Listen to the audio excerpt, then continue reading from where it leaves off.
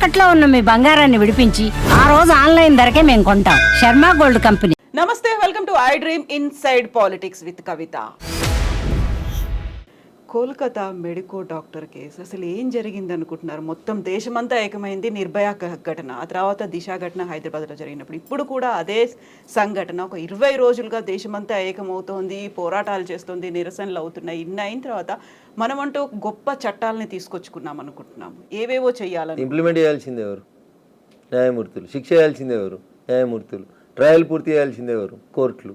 వాళ్ళు చేస్తలేరు కదా, అందుకని భయం లేకుండా పోతుంది.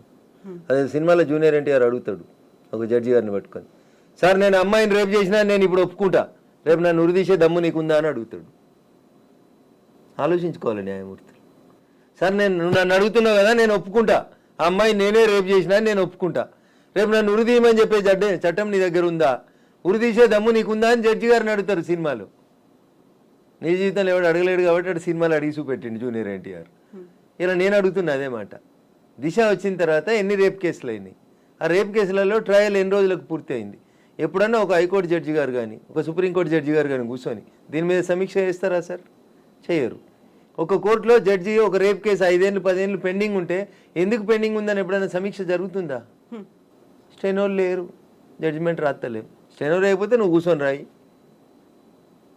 You been paid for it కదా. కోర్టులో స్టెనో లేకపోతే ప్రభుత్వం ఇస్తుందా? మీరే కదా రిక్రూట్మెంట్ చేసుకోవాల్సింది. చేసుకోరు, ఎవరు వద్దంటున్నారు?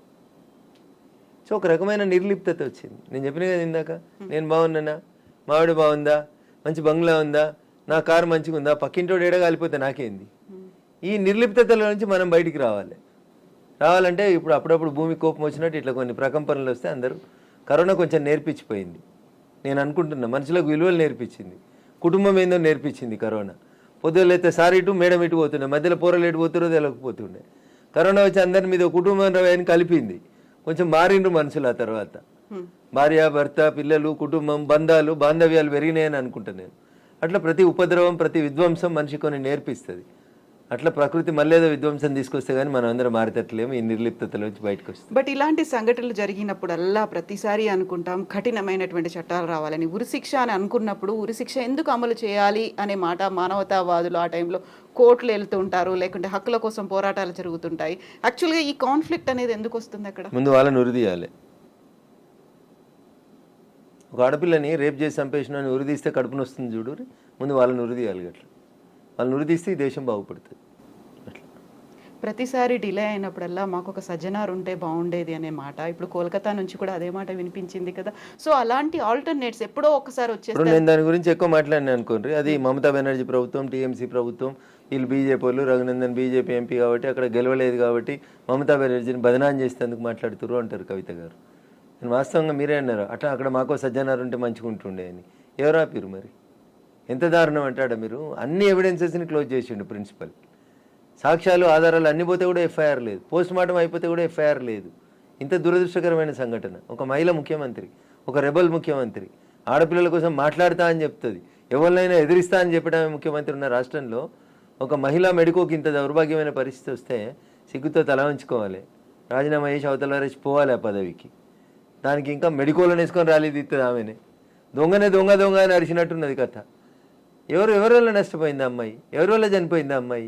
ఎవరు ప్రభుత్వం? లా అండ్ ఆర్డర్ ఎవరి కంట్రోల్లో ఉంటుంది? కేంద్రం కంట్రోల్లో ఉంటుందా? రాష్ట్ర ముఖ్యమంత్రి గారికి సంబంధం ఉండదా లా అండ్ ఆర్డర్? మానవత్వం లేని మాటలు మాట్లాడతారు వాళ్ళు అంతే. ఇంకా ప్రిన్సిపల్ ఇంకా నాకు తెలియదు ఉంటాడు, పేపర్లు వచ్చేదాకా నాకు విషయమే తెలియదు అంటే వాడేందుకు? ఫస్ట్ సూసైడ్ అనుకున్నారు కదా, అలాగే ప్రచారం చేశారు కదా. సో మీడియా కూడా నేను ఏమంటున్నా, ఇన్వెస్టిగేటివ్ జర్నలిజం అనేది కొంచెం తగ్గిపోతుంది, బాధ అనిపిస్తుంది నాకు. అదొకటే దురదృష్టకరం.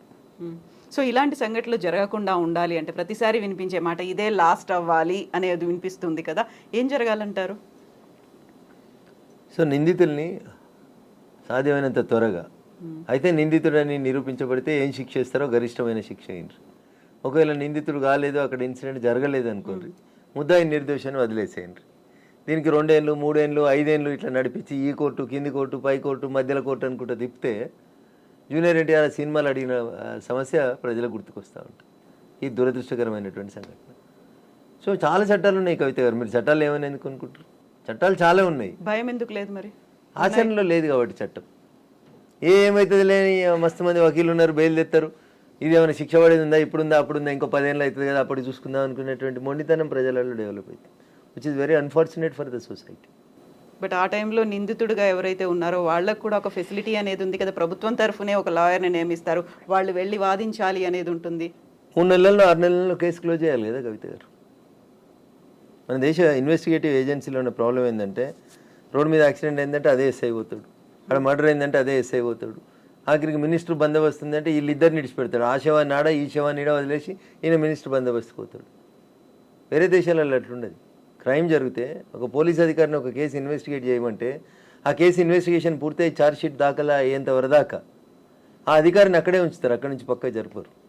మినిస్టర్ వస్తే బందోబస్తుకి ఇంకో కేసు అయిపోతాడు, మర్డర్ అయితే ఇంకో కేసు అయిపోతాడు, రేప్ అయితే ఇంకో కేసు అయిపోతాడు. That system should be developed in our country also. సంఖ్య పెంచాలి, ఫోర్స్ని పెంచాలి. ఫోర్స్ని పెంచి ఒక్కొక్క కేసుకి ఒక్కొక్క ఇన్వెస్టిగేటివ్ ఆఫీసర్ని వేసి ఛార్జ్ షీట్ వేసేదాకా ఆయనకు వేరే బాధ్యతలు ఇవ్వకపోతే సత్వర న్యాయం జరుగుతుంది, వేగవంతమైన న్యాయం జరుగుతుంది అనేది నేను అనుకుంటున్నాను. బట్ ప్రయారిటీస్ అనేది అక్కడ కనిపిస్తున్నాయి, ఎవరు ఇంపార్టెంట్ పర్సన్ అనేది చూస్తున్నారు, అక్కడ విఐపీలు ఎవరు అనేది ఫస్ట్ ప్లేస్ వాళ్ళకే వస్తుంది. అదే చెప్తా ఉన్నా, ఈ ప్రజాస్వామ్య వ్యవస్థ లోపల కొన్ని లొసుకులు ఉన్నమాట వాస్తవం. వాటిని సరిదిద్దేందుకు మేము భారత న్యాయ సంహిత అని చట్టం తెస్తే చాలామందికి నచ్చదు. భారత ప్రజాస్వామ్య వ్యవస్థలో ఉన్నటువంటి కొన్ని ఇబ్బందికరమైన అంశాలను చర్చకు పెడితే చాలామందికి నచ్చదు. ఒక దేశానికి ఒకటే ప్రధానమంత్రి ఉండాలి, ఒకటే రాజ్యాంగం ఉండాలి, ఒకటే జెండా ఉండాలంటే 70 ఏళ్ళు పాలించిన వాళ్ళకి నచ్చలే. మేము వచ్చి తొలగిస్తే దానికి మతం రంగును రుద్దుతారు. ట్రిపుల్ తలాక్ మంచి పద్ధతి కాదు, ట్రిపుల్ తలాక్ ఇచ్చడం తప్పు, ఆడపిల్లల జీవితాలను అన్యాయం చేస్తుర్రు, ట్రిపుల్ తలాక్ని ఎత్తేద్దాం, ముస్లిం మహిళలకు కూడా గౌరవం కాపాడదాం, గౌరవం పెంచుదామని కొట్లాడితే దాన్ని మతం కోరం లోపలనే ఆపాదిస్తారు. దేన్ని స్వాగతిస్తారు ప్రజాస్వామ్యంలో ప్రజాస్వామికవాదులు? నేను ఇందాక చెప్పిన కదా, ఇది నరేంద్ర మోడీ గారు తెచ్చిన చట్టం కాబట్టి దీన్ని మనం వ్యతిరేకించాలి. ఆ చట్టం నిజంగా ఆయనకు లాభం చేస్తుంటే కూడా ఆయన వ్యతిరేకిస్తాడు, దానికి నేనేం చేయాలి దానికి చెప్పు. ఈ ఆలోచన విధానంలోంచి ప్రతిపక్షాలు బాగా మారాల్సినటువంటి అవసరం ఉంది. వాళ్ళు మారితే ప్రజలకు మేలు జరుగుతుంది. ఇప్పుడు మెడికో కేసుకి సంబంధించి ఏం జరుగుతుంది, నెక్స్ట్ ఏం జరగాలని మీరు అంటారు? నా కోరిక నెరవేరదు కదా తల్లి, ఎందుకంటే అది వెస్ట్ బెంగాల్ కదా. నా కోరిక ఇక్కడ ఏ రాష్ట్రమైనా ఇలాంటివి జరగొద్దు అంటే 6 నెలల్లో శిక్ష వేసేసేయాలి అంతే. 6 months కంటే ఎక్కువ ఇట్లాంటి కేసులలో తీసుకోవద్దు. Any rape case for that matter, any rape case 6 months కంటే ఎక్కువ తీసుకోవద్దు, విచ్ ఈస్ వెరీ అన్ఫార్చునేట్. తీసుకుంటున్నారు సంవత్సరాలు నిందితునికి, కోర్టులకి, న్యాయమూర్తులకి, న్యాయవాదులకి వెసులుబాటు దొరుకుతుంది అంతే. సాక్ష్యాలు చెప్పేటోళ్ళు తక్కువ అయిపోతున్నారు, కోర్టుల కేసులు వేగిపోతుంది. ఎస్ రఘునందర్ గారు, థ్యాంక్ యూ సో మచ్ అండి. మళ్ళీ మనం మాట్లాడుకుందాం, బోల్డని విషయాలు ఉన్నాయి కాబట్టి. Thank you.